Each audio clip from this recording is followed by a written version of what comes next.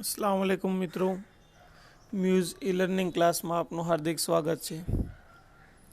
મિત્રો, આપણે chapter number 2 ની અંદર કેટલાક ઇલેક્ટ્રોન પ્રોટોન ન્યુટ્રોન આધારિત દાખલાઓનો અભ્યાસ લાસ્ટ લેક્ચરની અંદર કરી ગયા।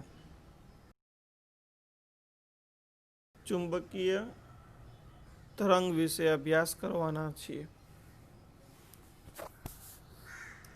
મિત્રો, વિદ્યુત ચુંબકીય વિકિરણને દર્શાવવું એ ખૂબ જ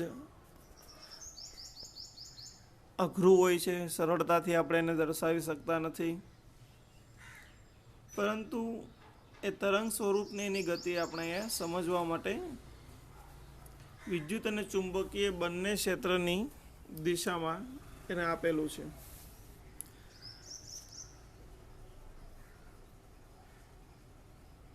જેમ કે એના ગુણધર્મો જોઈએ તો વિદ્યુત અને ચુંબકીય બંને ક્ષેત્રમાંથી પસાર કરતા એકબીજાને લંબરૂપે જોવા મળે છે, જેની આકૃતિ આપણે જોઈ શકીએ છીએ। આ એક્સ, વાય અને ઝેડ ત્રણ દિશા છે। એક્સ,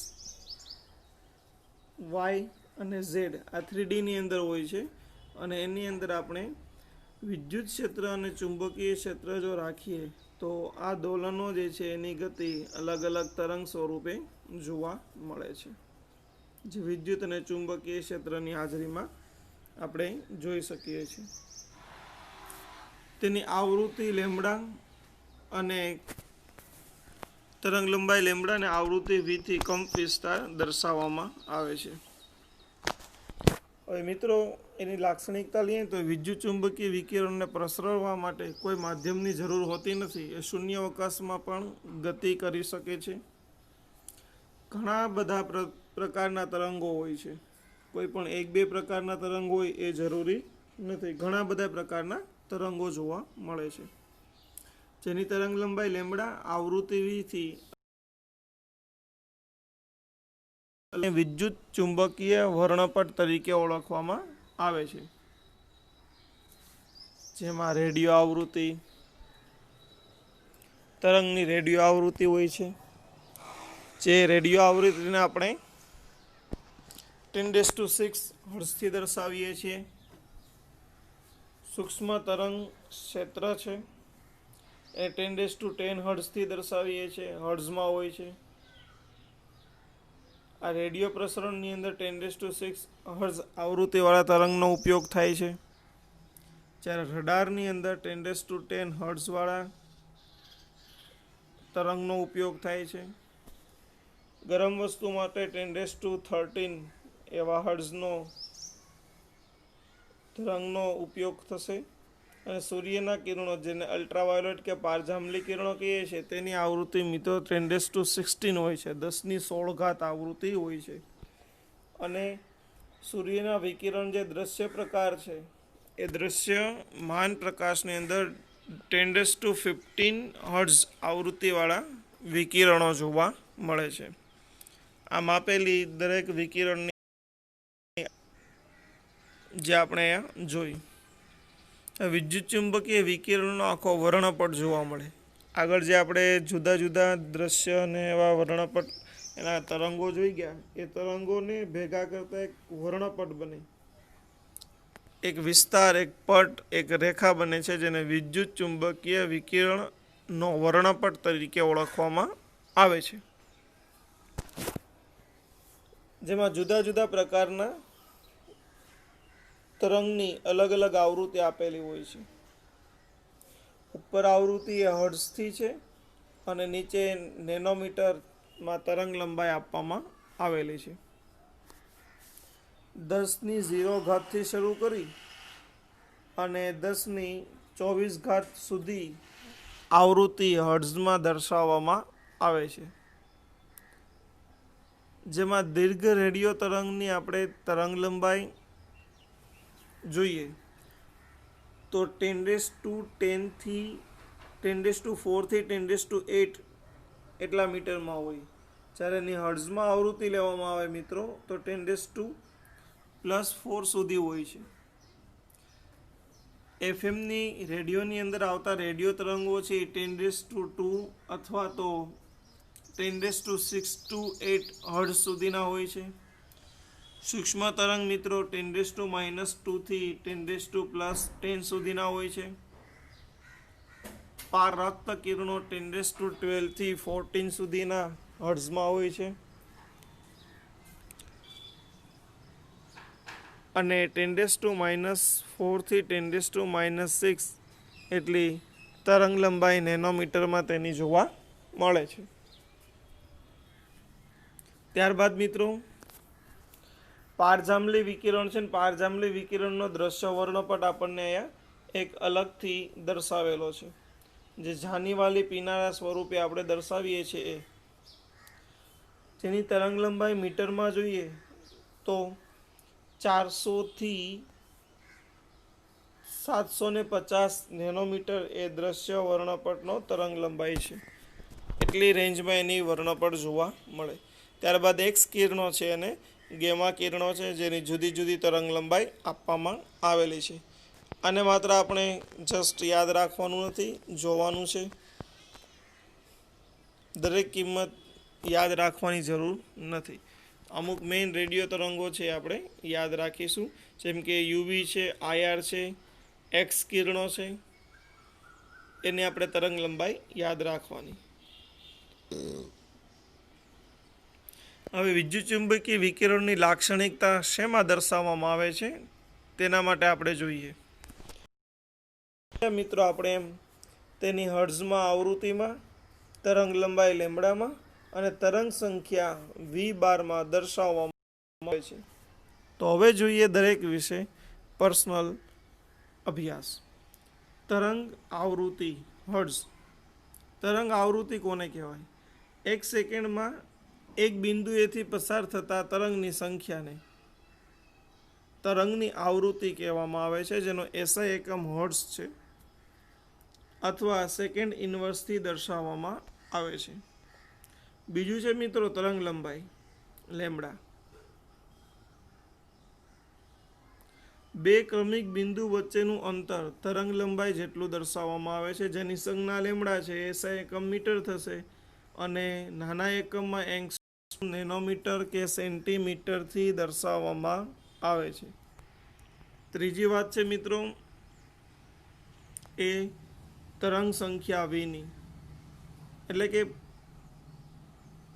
પ્રતિ એકમ તરંગ લંબાઈની સંખ્યાને તરંગ સંખ્યા તરીકે ઓળખવામાં આવે છે, જેને આપણે 1/v અથવા લેમ્બડાથી દર્શાવીએ છીએ.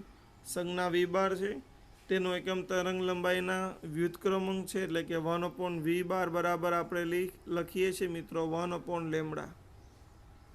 આનાથી દર્શાવવામાં આવે છે. એસઆઈ એકમ મીટર ઇન્વર્સ અથવા સેન્ટીમીટર ઇન્વર્સથી દર્શાવવામાં આવે છે. શૂન્યાવકાશની અંદર આ બધા કિરણો સમાન રીતે અચળ ગતિથી ગતિ કરે છે, જેને 3.8 મીટર પર સેકન્ડથી દર્શાવવામાં આવે છે, જેને પ્રકાશની ગતિ સી તરીકે આપણે લખીએ છીએ. અને તરંગ લંબાઈ અને આવૃત્તિ વચ્ચેનો સંબંધ આવો છે, સી બરાબર વી ઇન્ટુ લેમ્બડા અથવા વી બરાબર સી અપોન લેમ્બડા. આ સંબંધથી એને દર્શાવવામાં આવે છે. આ નીચેના તરંગોને ચડતા ક્રમમાં ગોઠવું એવું આપ્યું છે. સામે એની કિંમત છે. કિંમત ઉપરથી આપણે જોઈ શકીએ એફએમ રેડિયો, ત્યારબાદ માઇક્રોવેવ્સ, એનાથી વધુ અંબર, ત્યારબાદ એક્સ અને કોસ્મિક કિરણોની રેન્જ જોવા મળશે. જોઈએ એક્ઝામ્પલ. ઓલ ઇન્ડિયા રેડિયો દિલ્હીનું ભારતીય સ્ટેશન 1368 કિલોહર્ટ્ઝ આવૃત્તિ પર પ્રસારણ કરે છે. ટ્રાન્સમીટરથી ઉત્સર્જિત થયેલા વિદ્યુત ચુંબકીય વિકિરણની તરંગ લંબાઈ ગણો અને આ વર્ણપટ કયા વિસ્તારમાં હશે તે પણ દર્શાવો. તો ક્વેશ્ચનને આપણે સોલ્વ કરીએ મિત્રો. આપેલા ડેટા પહેલાં જોઈ લઈએ કયા ડેટા આપવામાં આવેલા છે તે. સૌપ્રથમ આવૃત્તિ આપવામાં આવી છે 1368 કિલો હર્ટ્ઝ. હર્ટ્ઝમાં રૂપાંતર કરો તો 10�3 કન્વર્ટ કરવું પડે અને સેકન્ડ ઇન્વર્સથી પણ દર્શાવી શકાય. અને તરંગ લંબાઈ શોધવાની છે લેમ્બડા. તો લેમ્બડા બરાબર c/v છે. c બરાબર પ્રકાશની શૂન્યાવકાશમાં ગતિ અથવા ઝડપ 3 × 10⁸ મીટર પર સેકન્ડ એથી આપણે દર્શાવીએ છીએ. એટલે એક્ઝામ લેમ્બડા બરાબર c/v આ સૂત્ર મૂકીએ એટલે 3 × 10⁸ એના છેદમાં 1368 × 10⁻³ આ 3 ઉપર જશે મિત્રો એટલે 10⁻³ થશે એટલે 10+5 વધે, જેને આપણે સેકન્ડ કેન્સલ થઈ જાય, મીટર એકમ બાકી રહી 219.3 મીટર ફાઇનલ આન્સર મળશે, જે રેડિયો તરંગની તરંગ લંબાઈ દર્શાવે છે.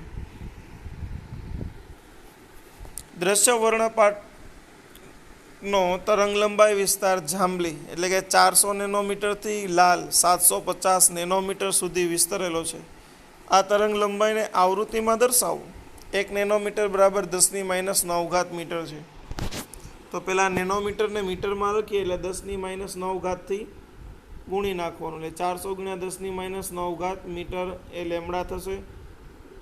પ્રકાશનો શૂન્યાવકાશમાં વેગ 3 × 10⁸ મીટર પર સેકન્ડ થશે.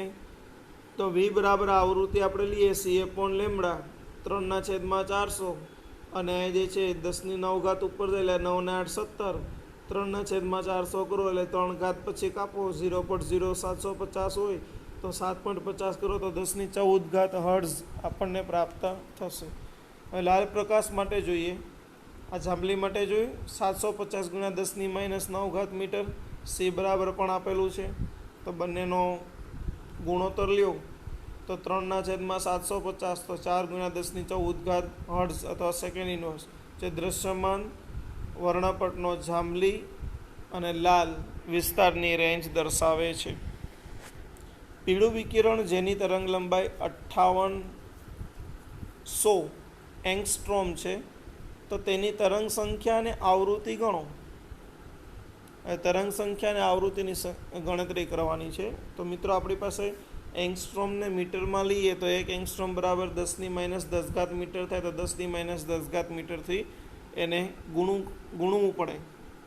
તરંગ સંખ્યા બરાબર 1/લેમ્બડા આપણે લઈએ છીએ 1/58 10⁻⁻ લો એટલે 1.7241 થશે. આ એમપી દાખલો છે મિત્રો એક્ઝામ માટે, એટલે ખાસ યાદ રાખજો. MCQ માટે પણ આ એમપી થશે. હવે આવૃત્તિની સંખ્યા આવૃત્તિ ગણવી છે તો c/લેમ્બડા. c આપણે જાણીએ છીએ લેમ્બડાની કિંમત છે એટલે આપણને સાદું સ્વરૂપથી મળશે 5.1724 10⁻14 હર્ટ્ઝ અથવા તો સેકન્ડ ઇન્વર્સ. ત્યારબાદ મિત્રો સોડિયમ લેમ્પમાંથી ઉત્સર્જિત થતો પીળો પ્રકાશ 580 નેનોમીટર તરંગ લંબાઈ ધરાવે છે. તો પીળા પ્રકાશની આવૃત્તિ તરંગ સંખ્યા કેટલી હશે? તો સૌપ્રથમ આપણે આવૃત્તિની ગણતરી કરીએ. તો આવૃત્તિ v બરાબર c/લેમ્બડા. લેમ્બડા આપેલું છે અને c આપણે જાણીએ છીએ 5.1724 10⁻14 સેકન્ડ ઇન્વર્સ થશે. તરંગ સંખ્યા બરાબર 1/લેમ્બડા મૂકો 1/580 કરો તો 1.7241 10⁴ સેન્ટીમીટર ઇન્વર્સ જવાબ મળે.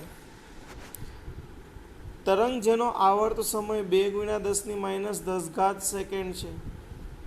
તરંગ લંબાઈ આવૃત્તિ અને તરંગ સંખ્યા ગણો. હવે આવર્ત સમય આપ્યો છે તો આવૃત્તિ બરાબર 1/આવર્ત સમય એ સૂત્ર છે.